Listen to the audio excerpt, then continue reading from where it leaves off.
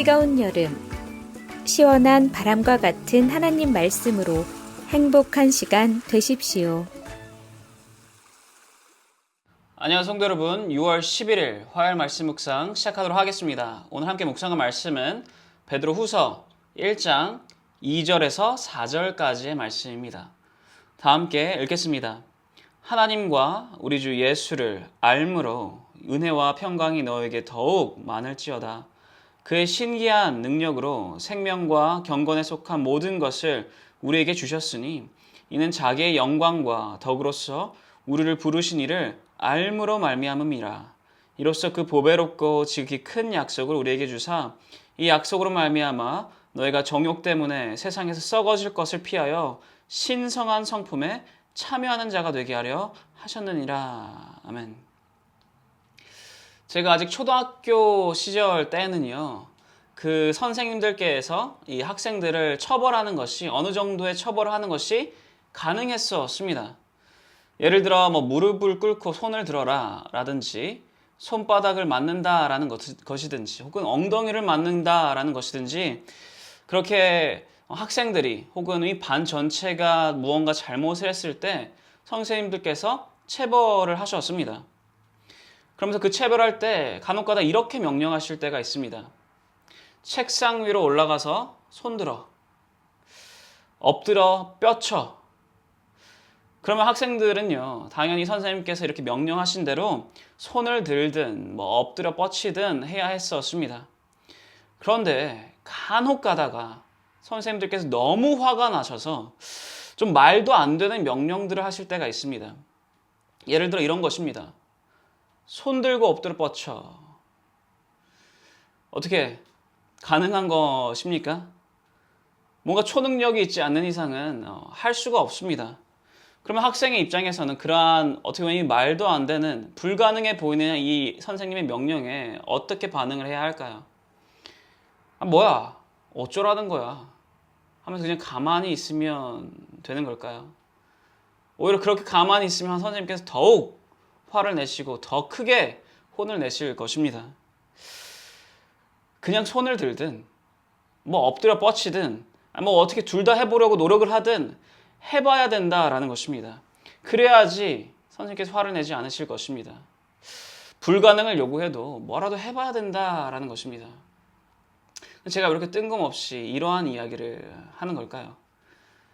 여러분들은 완벽하십니까? 마태복음 5장 48절에 예수 그리스도께서 분명 우리에게 이렇게 명령을 하십니다. 하늘에 계신 너희 아버지가 온전하심과 같이 너희도 온전하라. 영어로는 이렇게 쓰여 있습니다. You must be perfect as your heavenly Father is perfect. 크리스찬 우리는요, 온전하고 완전하고 완벽해야만 한다라는 것입니다. 그렇게 하나님과 같이 되어야 된다라는 것입니다. 그런데 어떻습니까? 그게 진정으로 가능합니까? 우리는 이렇게 답합니다. 불가능하다. 사람이 완벽해지는 건 불가능하다라고. 그럼 지금 예수님께서 여기에서 불가능한 것은 아는데 그래도 어떻게든 좀 해봐라. 할 수 있는 데까지 해봐라 라고 하시는 겁니까? 그럼 그 할 수 있는 데까지의 선은 누가 정합니까? 그냥 내가 어느 한순간 살아가다 보면서 그렇게 완벽에 가까운 삶을 살아가다 보면서 어느 한순간 이 정도면 됐지. 나의 최선은 이 정도야 라고 그냥 만족하면 되는 것입니까? 아닙니다. 예수 그리스도께서 우리에게 온전하라 말씀하실 때, 완벽하라 말씀하실 때는 그것이 그냥 은유적인 의미가 아닙니다. 진정으로 우리는 온전해져야 합니다. 진정으로 우리는 온전한 삶을 살아야 합니다. 오늘 본문에서 이야기하는 것도 똑같습니다. 4절에 보시면요, 이렇게 쓰여 있습니다. 이로써 그 보배롭고 지극히 큰 약속을 우리에게 주사 이 약속으로 말미암아 너희가 정욕 때문에 세상에서 썩어질 것을 피하여 신성한 성품에 참여하는 자가 되게 하려 하셨느니라. 아멘. 이게 무슨 의미인가? 간단하게 말하자면요, 우리는요, 하나님의 성품에 참여하는 자, 하나님의 성품을 닮은 자가 되어야 된다라는 것입니다. 거룩하신 하나님, 완전하신 하나님, 의로우신 하나님과 그 성품에 우리가 닮아야 된다라는 것입니다. 그럼 어떻습니까? 이게 가능합니까?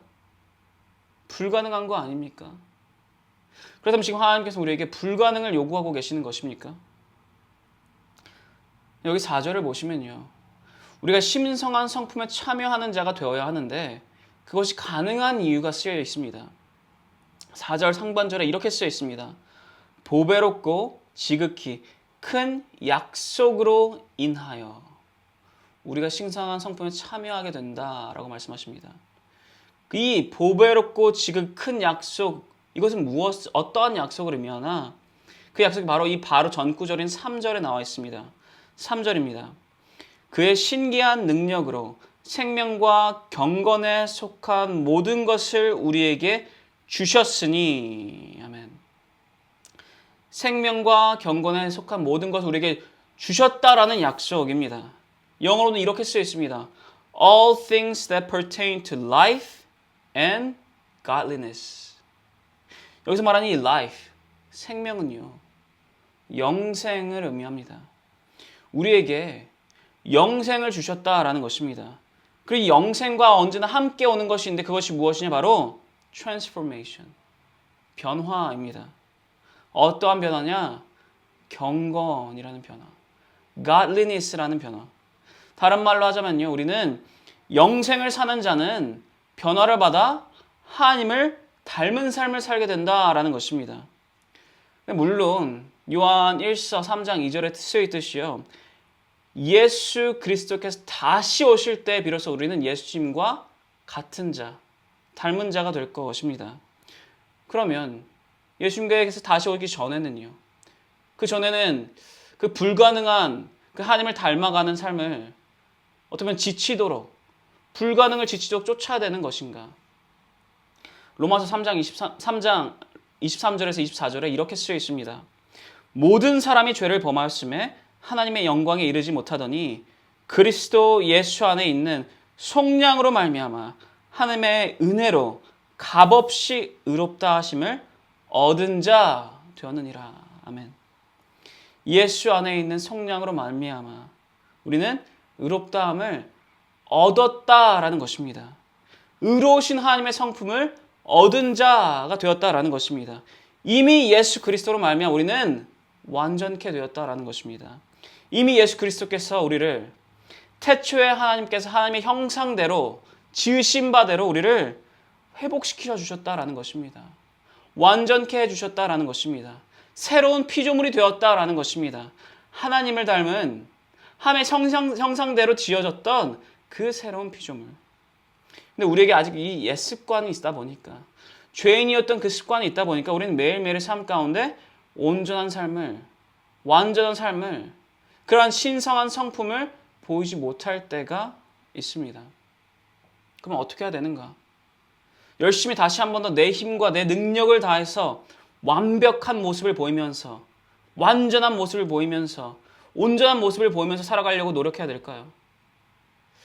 우리의 다시 태어남이 나의 힘으로 되지 않았던 것처럼 우리의 매일의 삶 가운데 하나님의 성품을 닮아가는 모습을 보이는 것 또한 나의 힘으로는 되지 않습니다. 아니, 그렇게 하고자 하면 오히려 우리는 더 무너지고 무너짐을 맛보게 될 것입니다. 3절에 이렇게 쓰여 있습니다. 그의 신기한 능력으로 생명과 경건에 속한 모든 것을 우리에게 주셨으니 이는 자기의 영광과 덕으로서 우리를 부르신 이를 알므로 말미암음이라. 무엇으로 말미암아요? 우리를 부르신 이를 알아가는 것으로 말미암아. 하나님을 알아갈수록, 우리가 예수 그리스도를 알아갈수록 그와 내가 점점 가까워지면 가까워질수록 하나님의 성품을 닮은 삶을 살 수 있다라는 것입니다. 이 하나님을 아는 방법 무엇이겠습니까? 이 예수님을 알아가는 방법 무엇이겠습니까? 말씀입니다. 예수 그리스도를 통해 생명을 얻은 우리는요, 영생을 얻은 우리는요, 이제 영생을 살아가는 우리는요, 그리스도와 하나 된 자, 하나님의 형상을 회복한 자임을 믿으시기 바랍니다. 새로운 피조물임을 믿으시기 바랍니다. 이제는요, 그 믿음대로 하나님의 성품을 닮은 자로서 삶을 살아가기 위해서 더욱 예수 그리스도를, 더욱 하나님을 알아가시기 바랍니다.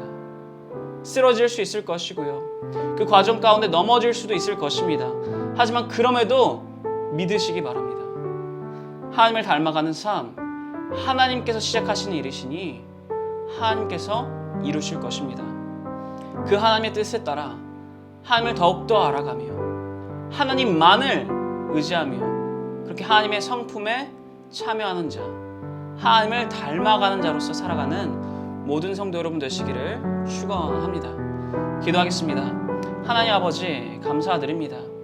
예수 그리스도를 통하여 우리는 하나님을 닮아가는 자, 새로운 피조물이 된 자, 하나님의 형상을 회복한 자임을 믿습니다. 주님, 이제 그 믿음대로 하나님께서 회복하신 그 모습 그대로 살아갈 수 있도록 우리와 함께 하시고 우리를 인도하여 주셔서 하나님의 능력으로 더더욱 우리가 하나님을 알게 하시고 말씀으로 더더욱 하나님과 가까워지도록 하여 주셔서 우리가 우리 매일매일의 삶 가운데 하나님의 성품을 닮아가는 모습을, 하나님의 성품에 참여하는 모습을 보이는 모든 아버지 아들, 아버지 딸들 될 수 있도록 인도하여 주셔서 감사드립니다. 이 모든 기도 살아계신 예수 그리스도의 이름으로 기도드렸사옵나이다. 아멘. 화요일 기도 제목으로 기도하기를 바랍니다. 첫 번째로 다 함께 기도하였으면 하는 것은 교역자분들의 가정과 사역을 위해서 기도해 주시기 바랍니다.